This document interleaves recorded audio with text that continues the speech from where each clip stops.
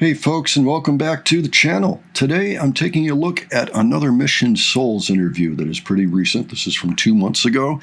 It was on a channel called Throga, Throat Yoga. So it's part of a much longer video that they put out that day. It looks to be well over an hour long, but it's only about 11 or 12 minutes that they're speaking with Mission Souls. And so that's the part I'm going to take a look at. I will leave the link to the entire podcast in case you're interested in checking it out. I've seen a couple of other interviews, including one that was very recent for Mission Souls, and they were talking a little bit about the possibility of originals coming out soon. Like they were pretty much written, and it was more a matter of actually getting them recorded in a way that they felt comfortable releasing them. So that's coming soon. I'm wondering if this is going to advance that conversation at all. It's from September 26th, which I think is just a few days after the one that I saw earlier. So I thought this is probably a good time to be watching this. If you're not already subscribed to the channel, I'm always looking at content that is non-musical in nature for bands that are touring today. So if that interests you, please subscribe so you won't miss anything. All right, let's go ahead and check this out. If you're just joining us, we asked Mission Souls 10 questions. It is pre-recorded because we weren't sure if they were going to be available on a Friday night for them to join us. So that's what we're going to watch. I'm going to pull that up right now, and we'll just pop in here or there. I think they should still be able to hear us, Johnny, so you know, as we're watching the little film interview. Cool. Here we go. Yeah, awesome. It just occurred to me that somebody suggested this one as a potential way to interview them if I ever should get the chance to interview the band myself. So I'll keep that in mind too as I'm watching. Here. Okay. There we go. Here we go. Hi, Richard. Hi, Johnny. All right, so my first question is for Sheena, and second, when did the band actually form? When did you start putting recording and putting things on YouTube? Okay, we started the band formally 2 years ago when we were just jamming in our living room, and by that time we didn't have a guitar player, so I did the guitars and Nisha was playing the bass. But then we noticed that she loved to play the guitars, and she was trying out guitar songs, some simple songs, and then it felt nice playing as a family, even if it was just some simple songs and just for fun.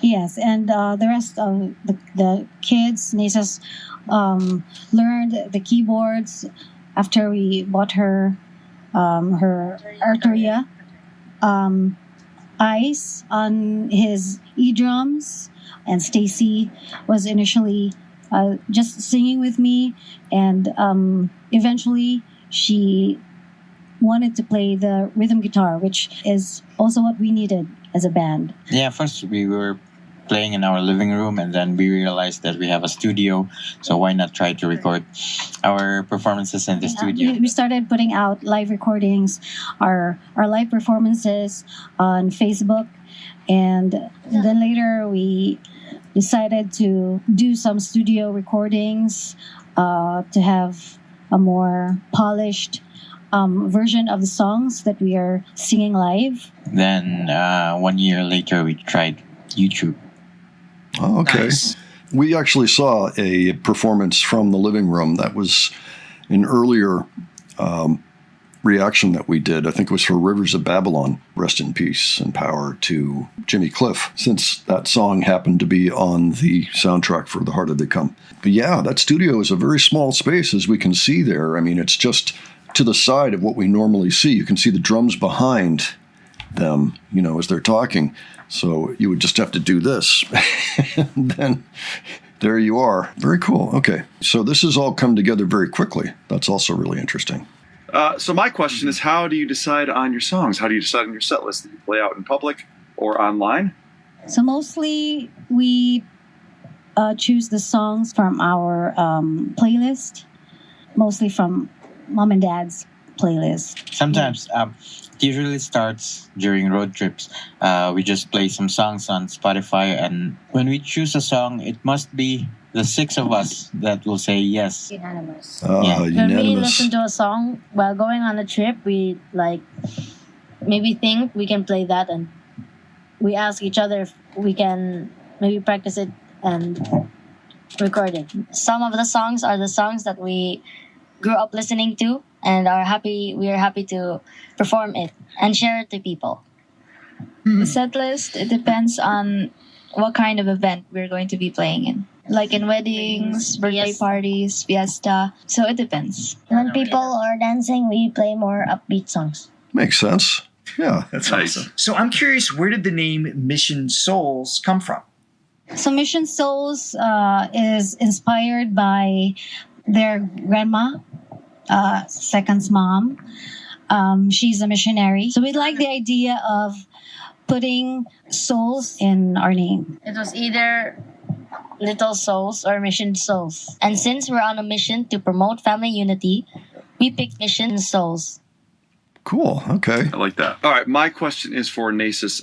As the keyboardist and bass guitar player, first of all, when did you learn those instruments? Which did you learn first? And I'll what bet is it's your bass favorite guitar. song to play on each of those? I first learned the keyboards or the piano back in 2022.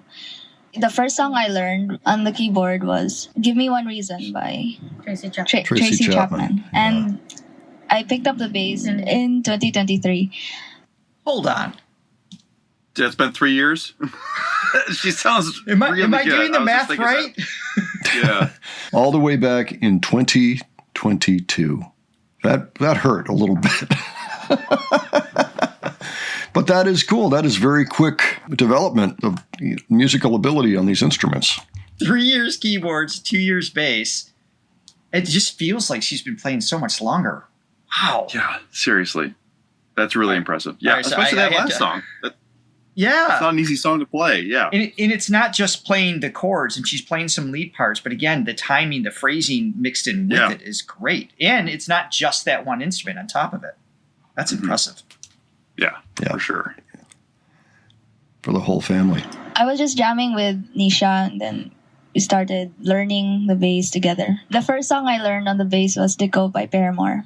One of my favorite songs to play on the keyboard will be "Valentine" by Jim Brickman. And my favorite song on the bass is "Hysteria."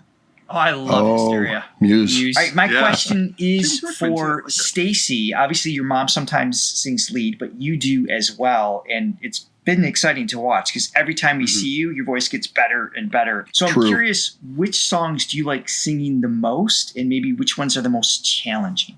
Most challenging songs I sung was "Because of You" by Skunk and Nancy. And my favorite? I enjoy singing songs from Paramore and ABBA. Okay. Good taste. Okay, my question is for Nisha. As the lead guitarist who actually sometimes plays bass as well, you guys are very multifaceted and multidimensional.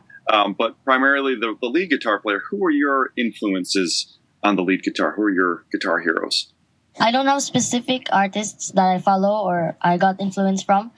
I like playing the guitar parts from like Metallica, Avenged Sevenfold, Bon Jovi, Paramore, Yeah. Deep Purple, and Evanescence. All right. So essentially, I mean, all great bands, great guitar playing, and some great guitar sounds going on in all of those bands. So that's understandable, but it's kind of funny she has no idea who the actual person is. That's okay. That's actually that's forgivable at this stage of the game. It's a Richard special right Ice. My Nice. man. Ice. I started out as a drummer when I was 8, and I stopped playing when I was 18, and I was never as good as you. So it's so cool to watch you play. I've got 3 questions. When did you start playing? Who taught you how to play? And third, what do you love the most to jam out to? I started playing when I was 7 years old. When I was younger, 7. I used the pillows for the drums. My dad taught me the basics. That's great. And I remember we were here in the studio and he was teaching me the rules, also paradiddles and singles and So doubles. the rudiments. I like to jam out to fast songs like ska I don't know who that and is. slow songs like Skunk and Essence. love songs. Classic rock songs like Highway Star and Bon Jovi and Roxette. Which we Wow. just learned too. Okay, this question goes to everybody. What is your favorite thing to do when not playing music? We know you love playing music, but what's your course. favorite non-music activity? We love to eat out with our family. We can go family bonding, enjoy. Watch movies. Watching movies. That's great. Enjoy going to the Blessed Sacrament and praying there. And playing sports, volleyball, basketball, badminton. I like to cook. I like to bake. I like to do crafts, cardboard, making engines Oh, yeah. and cars. I made We saw an engine. this. Oh, that's another This is how one. it works. Wow, It's a bigger one. look at that. This one is for the knobs, for the volume, and this is That's really cool. for the power. And this is the button for He the really is a seatbelt sign. craftsman. And this is for the speed. This is for And- the flying. How about these heists? We Ocean's 11 of The Sopranos. Wow. My hobby. That is awesome. Hold on, I'm gonna back it up. That's really The cool. kid has a future. Ice has How a future. creative is that? Whether music or non-music, cupcake. he's got a future. This is how it works.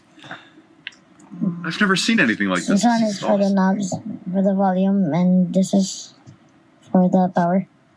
And this is the button for the seatbelt sign. And this is for the speed. Creative This is for the young flash. man. So I don't know how atypical or typical this is for the culture, for where they are in the Philippines. I had some friends that would build things like this while growing up, and they turned out to be either excellent artists or they would go on and be masters of electronics and things like that. But they were relatively rare. So I'm wondering if this is kind of a rare thing where you have, the occasional kid that might do this, or if this is kind of a common activity. I'm just curious. I'd like to contextualize this, but that is really cool. And Playing. Yay. My hobby is also playing basketball, badminton, and animating. My hobbies Excellent. are baking, and I like to crochet and sometimes drawing also. I like cleaning, playing sports, drawing, and painting. I love eating. There you go. We love eating! Ah, yeah. And we love each other. No, they know that video. They have a sense of humor. We like that. So, last question. Best gig and worst gig. What was your most memorable, most successful gig? And then what was the one that everything seemed to go wrong?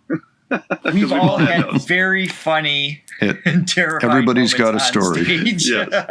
There was a time that my MIDI keyboard kept acting up before I had the Roland Juno. And most of our songs really needed the keys. So just imagine playing Don't Stop Believing without that. Or I think it started and then it just slowly It just shut off. it shut down. Mm. Oh, no. Yeah.